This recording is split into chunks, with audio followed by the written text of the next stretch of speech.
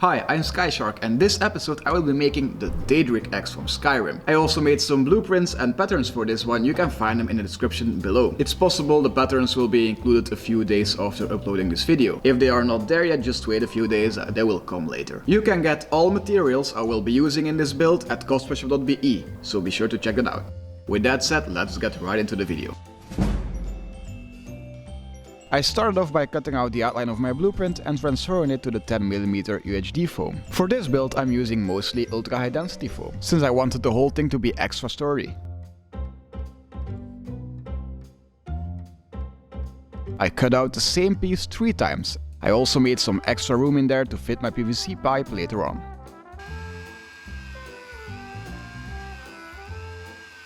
So we have this piece without the spike going in the middle. Then I have this piece that I made like this edge, as you can see. And the PVC pipe will have more room to go in there. And this way it won't split up as much.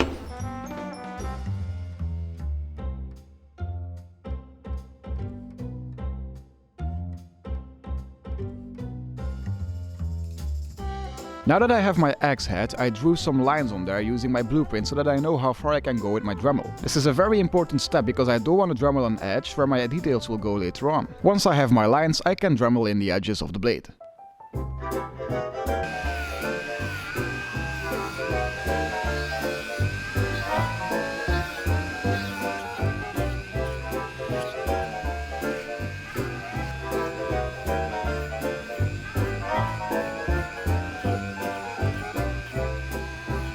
Now that I have a basic axe head shape, I can start cutting out some of the details. For this, I use 2mm UHD-foam.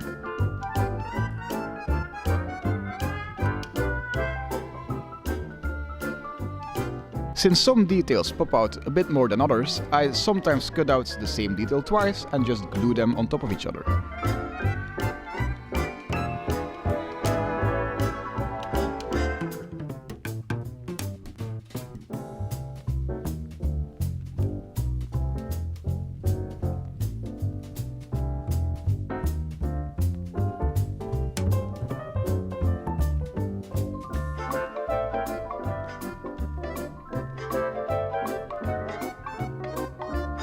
The axe also has a lot of bolts. For this I cut out some slices from different sized foam dowels and glue those together using Superglue.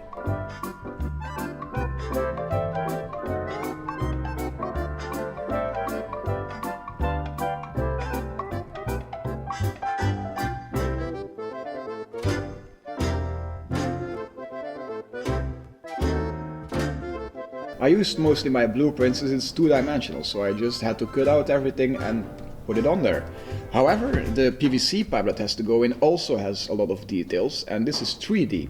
This means I will have to make new patterns, but not to worry, I will include them as well. As a handle I will be using a 3cm thick PVC pipe that I will cover up with foam later on. But I had to do a lot of measuring before I could start adding the foam. First thing I did was cover it up with a 2mm black EVA-Foam sheet. I used the black one since it's more flexible and it will make it easier to go around. There is of course a seam visible now, but because of all the added details later on, you'll never know it was even there. The handle has a lot of layers with details in it as well, so I once again used my blueprint to remove some foam where it was needed. The glue that you can still see on the PVC pipe could be removed with acetone, but I left it there since I will cover it with foam clay later on anyway. I used some foam bevels to create those edges you can see in the handle, so no patterns needed there.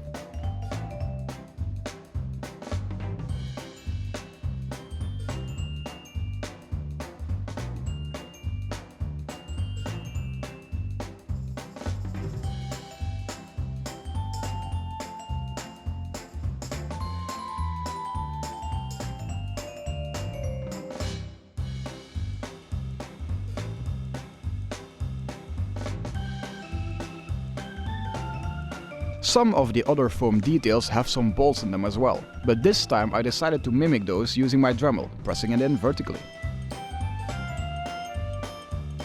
For the pommel I basically used the same technique as I did for the axe head. I used my blueprint, cut out 3 pieces of foam, did a lot of dremeling and added my details.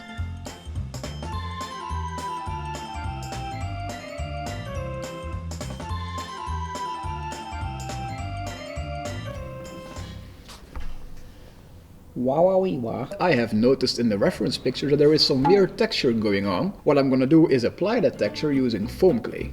But first, let's just glue these two pieces together.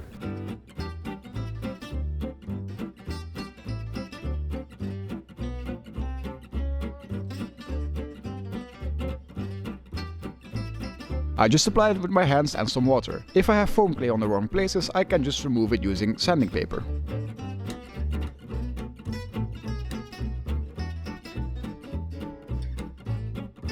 And with that, we've finished the foam build of the axe.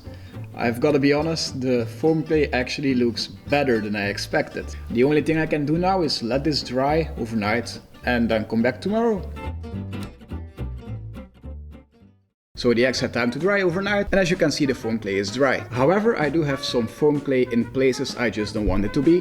So to get rid of that, I'm just going to use some sanding paper and just rub it off. It'll be fine. After this, I will use some Kwik seal to get rid of those seams you see right here, because we did stack layers of foam on top of each other, and you will always have seams because of that. You might think it will be gone when painting. It won't be. It will still be there. So that's why I will be using Kwik seal to get rid of that. So clean it up, Kwik seal, and then the painting.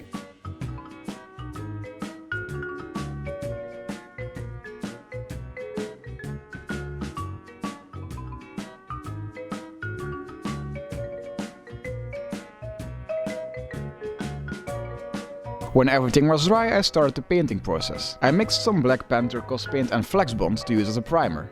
I dabbed it on with a sponge to get a gritty texture, since I want it to look very rough.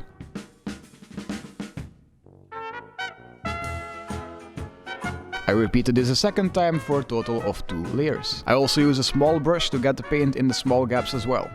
The reference also shows some red parts. For this I used royal red cospaint and applied it with a brush. In the middle you can see the red flowing over to black, so I used a sponge for this to try and create a gradient.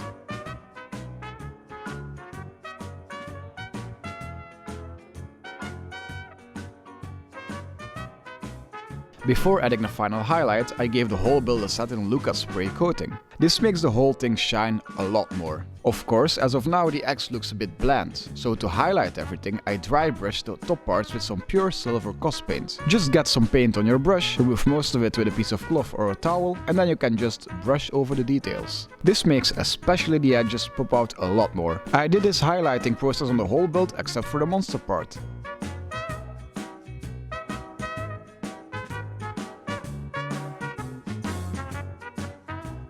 And with all that highlighting done, we have come to the end of this build. Again, patterns will be available down below in the description. So for this video I made a Daedric axe, but if you want to see something else being made, just drop it in the comments and maybe we will. I also think we can't underestimate the effect the Lukas spray had, because you can really see the light reflect in it, and I think that's really cool. Furthermore, if you have any questions, you can always ask them in the comments as well. Thank you very much for watching this video, and I will see you in the next one.